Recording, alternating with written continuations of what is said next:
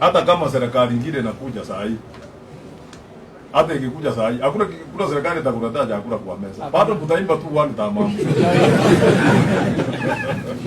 Watu wanadanganywa, wacha nikwambie. Unajua mimi nimekaa sana. Mimi ukiona namna hii, mimi ni mtu nimepitia kwa maneno mingi sana. So when I see somebody ananyanyaza mtu ya huku chini na kasirika sana because at one time nimesikia nilikuwa driver ya matatu nikiendesha matatu. Mimi nimekuwa broker. Ile kubroka unakuja unaambia mtu unataka nini, wacha nikimbie niende nikuletee. Ukienda ukimletea kitu, anakupea kitu kidogo wewe unaishia unaenda.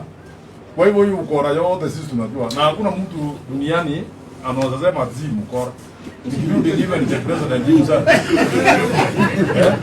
Siburi ya Mwalikamako mara ngapi akapelekwa na shamba si Mwalikamako wakati fulani. Si alikuwa anatafuta.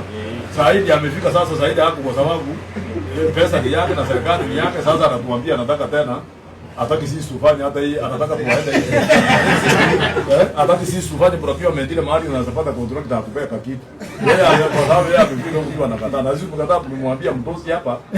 Sasa wewe hapa hatuwezi kukupata. Kwa maana ya procurement hii hatuwezi. Kwa sababu tuseme kama leo tuseme nataka kuwasaidia, lazima nipate contractor pia akipata kitu kidogo.